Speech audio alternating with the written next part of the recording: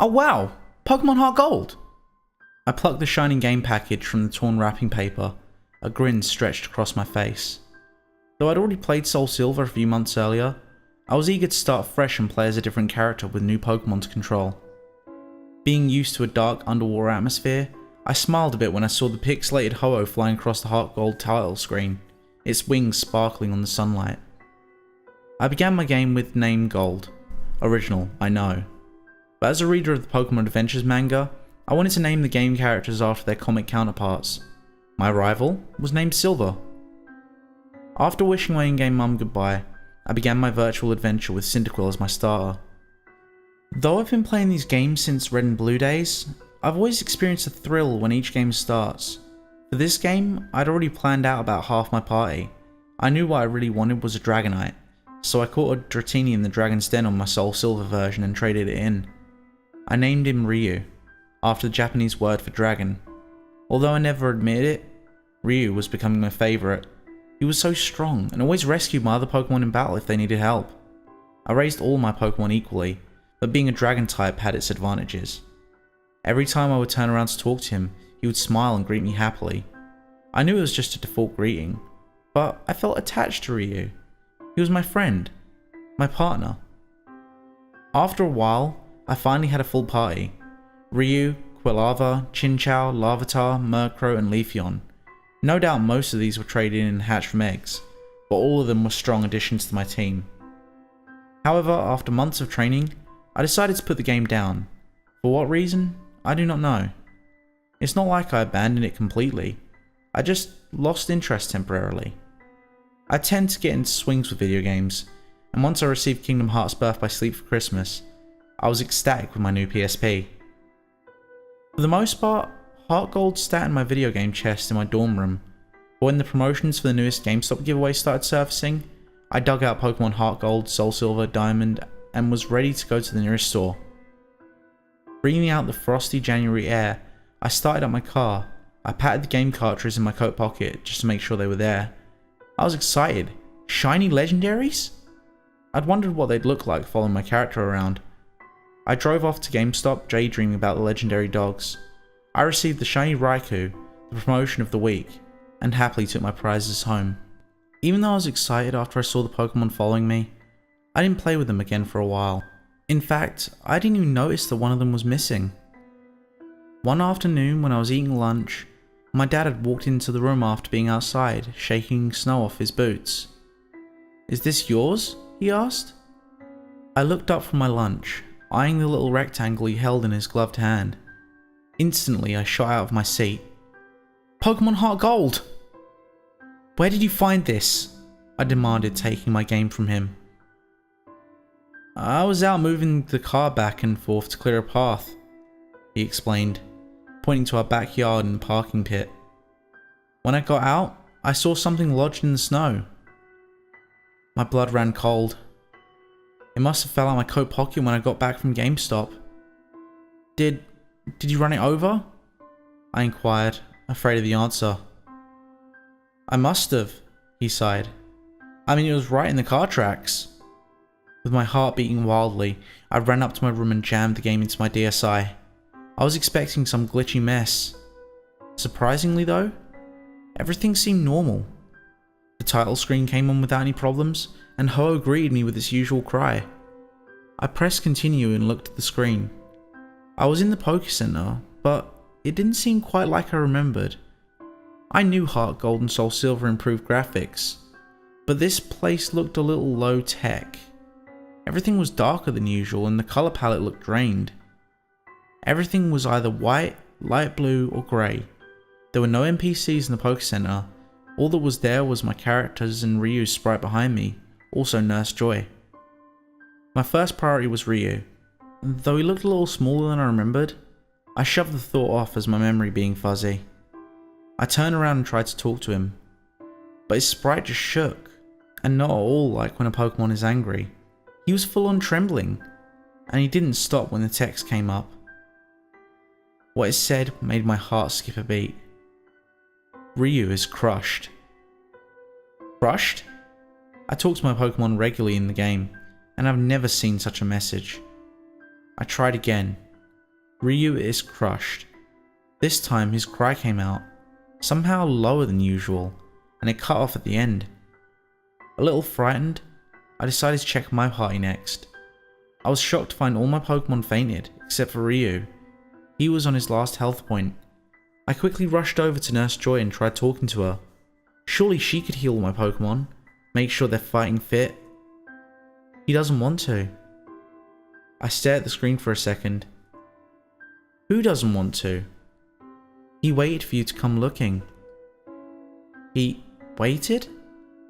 He was crushed. They all were. After she finished talking, I opened the party menu again. This time, I looked closer at the Pokemon. Each sprite seemed to be condensed, and well, squished. Like someone took the top of the image and skewed it towards the bottom. Their animations were gone, and they had a grey appearance, almost as if they came out of the Grayscale Red and Blue games. As I went down the list of Pokemon, each sprite became more and more twisted. Quilava's flames were gone, Murkrow's wings were twisted at awkward angles, Chinchou's lights were cracked and broken. The top of Larvitar's head was gone.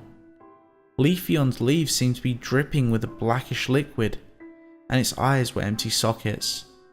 But the last member of the party, the only one still standing, was by far the worst. Ryu's sprite looked like the material of nightmares. His sleek blue body was completely grey, and his once white belly seemed to be cut open, revealing a blackish liquid. This liquid leaked out and pooled around him. I almost missed the fins on his head. They were so pressed against his skewed head so hard, they almost disappeared. His head was lifted ever so slightly, and I noticed one eye was missing. Just an empty socket, much like Leafeon's. His remaining eye looked weary, sad, frightened, and so angry. I couldn't even believe I saw such raw emotions in a bunch of pixels, but it was as clear as day in the grey pupil. Ryu's sprite was still moving, but it did not bob like the usual animation. Instead, he weakly pushed his head to the ground and closed his eyes, revealing whitish tears streaming down his face. Horrified beyond belief, I closed the menu, but I didn't see the empty Pokemon Center from before. The NPCs were back, and the colours even seemed normal, except for the black bars that covered the top and bottom of the screen, almost like a movie set in widescreen. I'd never experienced this before in all my years with Pokemon. Shaking, I put the game down for a second and tried to concentrate on the outside world. However, Ryu's shrill cry came from the game once more, and repeated itself over and over again.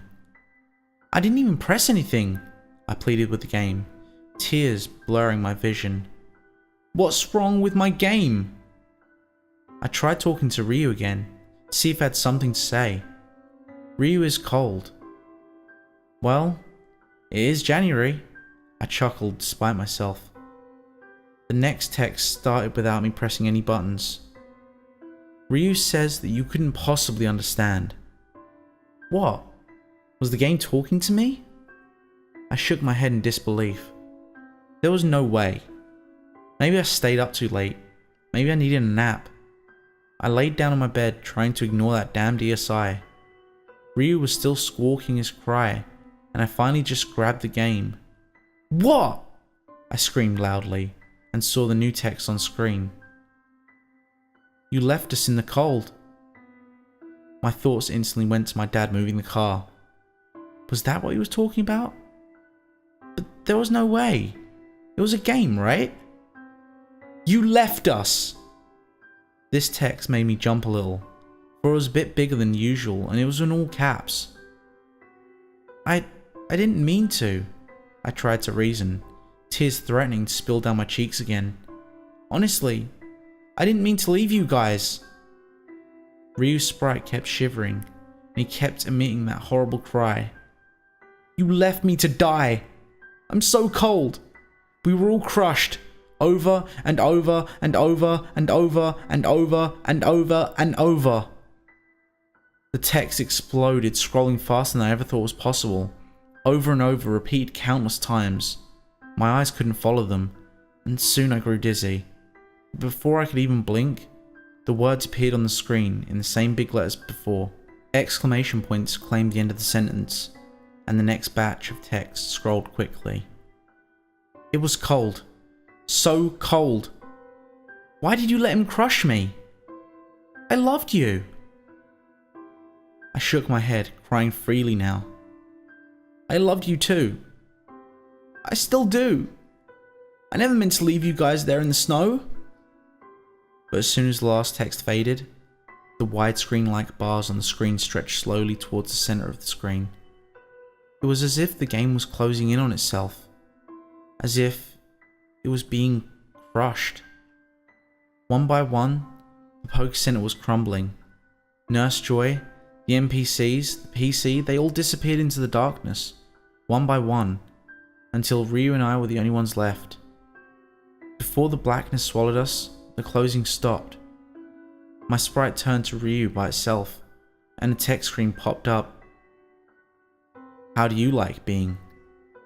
That was it. I expected more, but nothing appeared. And then darkness swallowed us. I didn't know what to do.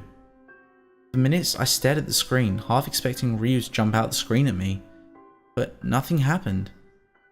I set the game down and went downstairs. That night when I crawled into bed, I couldn't sleep.